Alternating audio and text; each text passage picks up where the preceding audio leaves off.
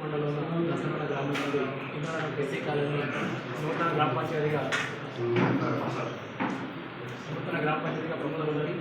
మరి ఆ గ్రామ పంచాయతీని నూతనంగా ఏర్పాటు చేసిన గౌరవ ఎమ్మెల్యే గారికి పేరు మీద ధన్యవాదాలు తెలియజేస్తాం.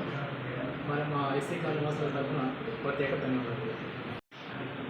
పరిణితుల సందర్భంగా ఇందిరానగర్ యూత్ నగర్ పరిణితుల ప్రోగ్రాంకి వచ్చి సార్ను సంజయ్ కుమార్ సార్ను మా ఇందిరానగర్ మా గ్రామ పంచాయతీ కావాలని కోరడం జరిగింది.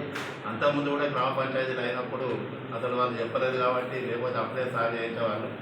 తదుపరి అయినా చెప్పింది కాబట్టి మన పాత కరీంనగర్ జిల్లాలో 5 గ్రామ పంచాయతీలు, మన జైత్యాల జిల్లాలో మాత్రం మన బీర్పూర్ మండలమే 2 అయినాయి. ఒకటేమో మంగళ కొండగూడెం, ఇందిరానగర్ నర్సరాపల్లి. పెద్దపల్లి జిల్లాలో అయినాయి, ఇక్కడ ఏం కాలేదు. అది ఏదేమైనా కూడా సార్ తోటి మీ కళ నెరవేరింది కాబట్టి మీ అందరికీ ప్రత్యేక ధన్యవాదాలు. ఇది గ్రామ పంచాయతీ సపరేట్ చేసినందుకు మన ఎమ్మెల్యే గారు ప్రత్యేక కృతజ్ఞతలు. మీ అందరినీ ఏదంటే మొదటి గ్రామ పంచాయతీ కాబట్టి మీరు అందరూ కొట్లాడుకోకుండా దాదాపుగా ఏకగ్రీవం చేసుకుంటే సార్ కూడా ఎంతో మీ ఇందిరానగర్ డెవలప్ చేయడానికి సాయశక్తులు అభివృద్ధి చేస్తారని చెప్పి కోరుతూ మీ కోరిక నెరవేర్చినందుకు సార్ ప్రత్యేక ధన్యవాదాలు.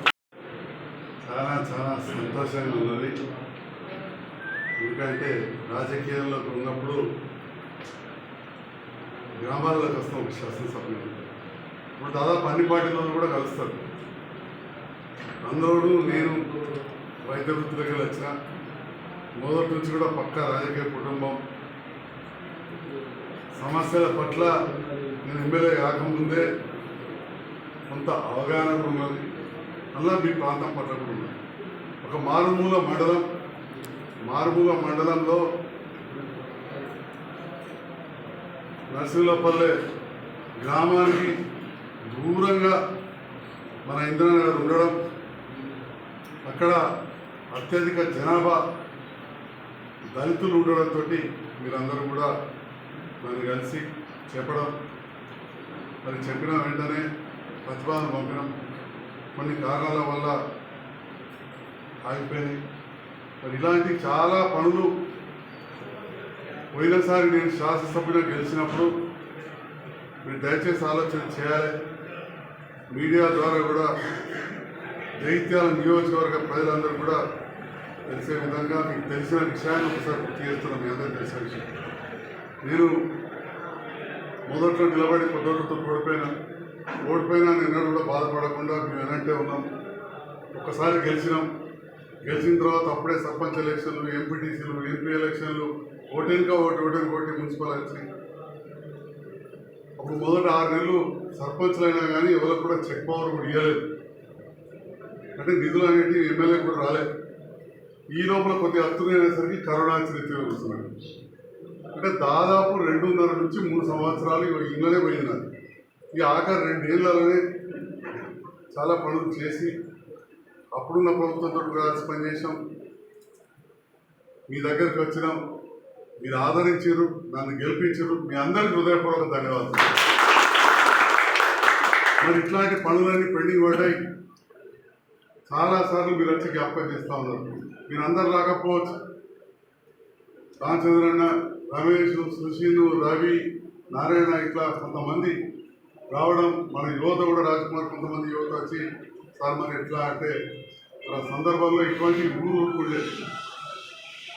అదే సందర్భంలో గౌరవ ముఖ్యమంత్రి రేవంత్ రెడ్డి గారు కూడా యువకుడు,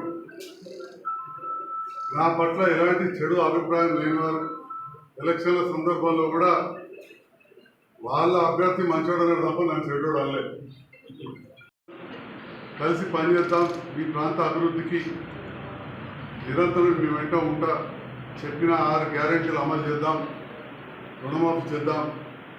మీ ప్రాంతంలో నీకు ఏదైతే మాట ఇచ్చినావో కాలేదో అవి పూర్తి చేసుకోమని చెప్పడం జరిగింది. మరి ఆ సందర్భంలో నిర్ణయం తీసుకొని ముఖ్యమంత్రి గారికి దగ్గరుండి ఇవాళ మన ప్రాంతంలో ఎవరు చేసారో నాకైతే తెలియదు. తమ్ముడు కూడా చెప్తున్నాడు మన ప్రాంతంలో ఎక్కడ కూడా ఎస్సీ గ్రామ పంచాయతీ కాలేదని.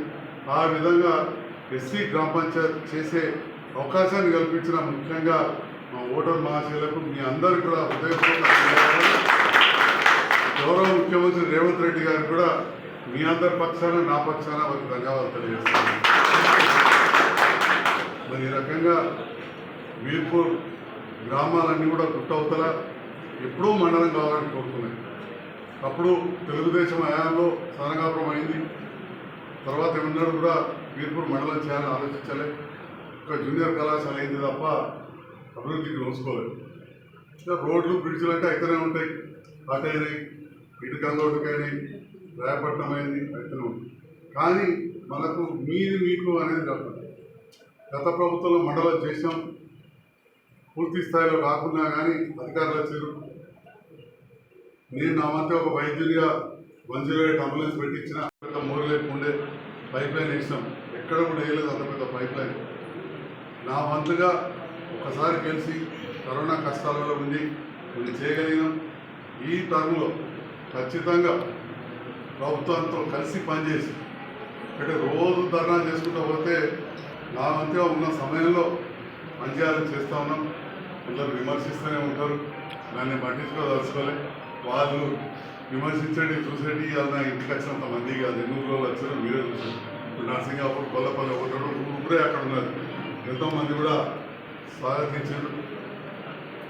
మరి ఈనాడు మరొకసారి మీ అందరూ తెలియజేస్తున్నా, గ్రామ పంచాయతీ చేయడమే కాదు, మొన్ననే సీసీ రోడ్ల గురించి మీకు ప్రపోజల్స్ కూడా తీసుకున్నాం. ఎస్సీ సప్లైలో 10 లక్షలు 15 లక్షలు తీసుకున్నాం. అవన్నీ కూడా చేయిస్తాం, అంతకుముందు కూడా చేయిస్తాం. ఎట్లయితే వీర్పూర్ మండలం అయిన తర్వాత ఇవాళ మండలానికి దవాఖాన చేస్తున్నామో, బడి తెచ్చినో, మీకు కూడా గ్రామ పంచాయతీ అవసరం ఉంటుంది. రేపటి నాడు అవన్నీ కూడా ఉంటాయి. ఒకటి కూడా తప్పకుండా చేస్తా అని చెప్పి మాటిస్తూ మీరందరూ కూడా ఎల్లవెల్ల ఇదే అండగా ఉండండి. అంబేద్కర్ ఆశయాలకు అనుగుణంగా ఏదైతే విగ్రహం ఏర్పాటు చేసుకోవడమే కాదు, ఆనాడు నన్ను కూడా మీరు సగౌరవంగా ఆహ్వానించి నన్ను గౌరవించారు. ఇట్లనే వారి ఆశయాలకు అనుగుణంగా ఖచ్చితంగా మీ దళితులకు ఏవైతే హక్కులు ఉంటాయో అవన్నీ కాపాడుతూ ఈ గ్రామ పంచాయతీని పూర్తి స్థాయిలో అభివృద్ధి చేస్తానని చెప్పి మరొకసారి ప్రాథమిక ప్రభుత్వ ఆసుపత్రి కూడా మంజూరైంది. టెండర్ కూడా పిలుస్తూ ఉన్నారు. నేను పెద్దలు రామచంద్రరావు కూడా చెప్పినా ఎవరైనా కాంట్రాక్టర్ చూసి చేయించాలని చెప్పి. అదేవిధంగా మనకు ఆడపిల్లలకు చదువు బాగా కష్టమవుతుంది అని చెప్పి అంతకుముందు కూడా బీసీ గురుకుల పాఠశాల మంజూరు చేస్తే బిల్డింగ్ దొరకలేదు. మళ్ళీ కస్తూర్బా పాఠశాల కూడా మంజూరు చేసాం. అది తీసుకొచ్చి సారంగాపులో పెడితే తుమ్మూరులో విషయ ప్రయత్నం చేసి రామేశ్వర రామచంద్రన్న అక్కడ తుమ్మూరు గంగన్న అక్కడ బిల్డింగ్ చూస్తారు.